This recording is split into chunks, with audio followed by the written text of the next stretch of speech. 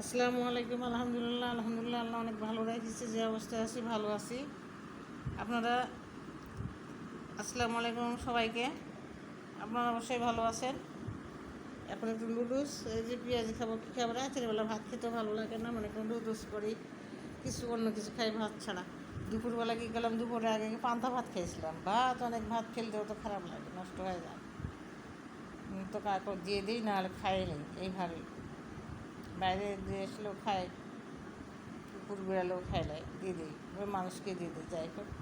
যাই হোক, কিন্তু ওই যে কখন মানে খাওয়ার ইচ্ছা কখন হয় না এরকম। তো পরে আবার ফের কী করলাম, মনে করি খিচুড়ি করলাম, খিচুড়ি করে আবার খেলাম। এই খাইতে এই যে রাতের বেলা ওরা মনে বলে যে পেঁয়াজি বা একটু লুডুস খাই, চা খাই, কারণ সব কিছু খাওয়ার সবসময় তো ভালো লাগে না। এই জন্য মনে করি যে একটু খাইতে খাইতে কথা বোঝা যায় না, এই যে সামনে নিয়ে বসে কথা বলছি। যে যেখানে থাকেন ভালো থাকেন, আল্লাহ ভালো রাখুক। যারা নামাজ পড়েন না, একটু নামাজ পড়েন। নামাজ পড়ে মরতেই হবে, মরণ আসবেই, মরণ ছাড়বে না, মরণ আসবেই, মরণ ছাড়বে না, মরণ নিয়ে যাবে। এই যে বাড়ি ঘর করেছি, কিন্তু এটা আমার অস্থায়ী না। এক সময় একদিন যেদিন হুকুম হবে চলে যাওয়া লাগবে। সেই বাড়িও তো আল্লাহর বাড়ি, আল্লাহ এখন কখন ডাক দিবে চলে যাওয়া লাগবে, এই বাড়ি আমার না। যে প্রথম জীবনে বাড়ি করলাম, সেইভাবে ছিলাম, টিন শেড টেড দিয়ে থাকলাম, ভাড়া থাকলাম, টিন শেড দিয়ে থাকলাম। চাকরির প্রথম জীবনতে মানুষের বেতন কম হয়, সেইভাবে থাকছি, চলছে, করতে করতে আল্লাহ যে আস্তে আস্তে আস্তে আস্তে করে উঠাইছে। এত কিছু বাপের সাহায্য ছিল, বাপও টাকা পয়সা দিয়েছে বাড়ির জায়গা কেনার সময়, জায়গা কেনার সময়, বাড়ি করার সময়। শুধু চাকরির টাকা দিয়েও তো হয়নি, আমার বাবা টাকাও দিয়েছে, বাপ মা টাকাও দিয়েছে। সেই টাকা আমি এসে বাড়ির মধ্যেও লাগাইছি, হয়েছে। আল্লাহ যত দূর উঠাইছে, বেশ ভালো আছি।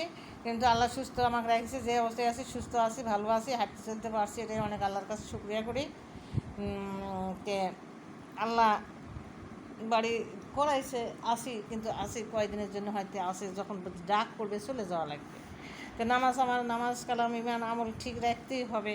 কারো হক মারে খাওয়া যাবে না, কারো হক মারে খায়েন না। ভাই বোনের সম্পত্তি দিয়ে দেন, কিন্তু দুনিয়া থেকে খাইয়ে যাবেন, আর একদিন যায় কেউ বাঁচাতে পারবেন না। আপনি জাহান্নামে চলে যাবেন, কিন্তু বাঁচাতে কেউ পারবে না, কেউ কাউকে চিনবে না। ছাড়ে দিয়ে রাখলেও কেউ কাউকে যখন চিনবে না, তখন সেটা এখন দিয়ে দেওয়া লাগবে। সেটা তখন দিয়ে তোমার আমল দিয়ে, ইমান দিয়ে, নামাজ দিয়ে শোধ করা লাগবে। কেউ ছাড়বে না তখন, কেউ চিনবে না কাকু।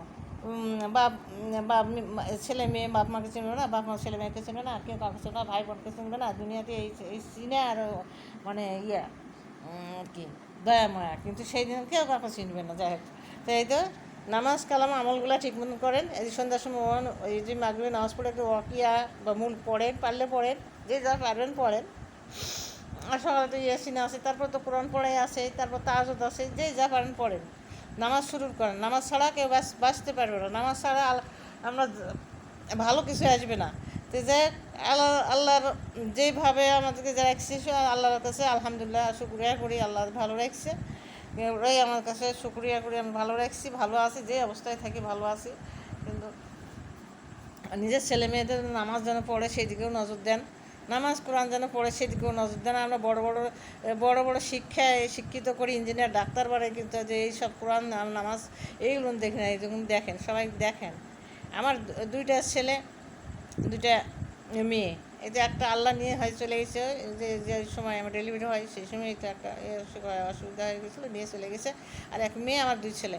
তো যে অবস্থায় আছে, আল্লাহ আমাকে যে অবস্থায় রাখছে ভালো আছি। তো নামাজ কালাম ইমান আমলগুলো ঠিক রাখেন, আর মানুষের হক পালে হকগুলো দিয়ে দেন।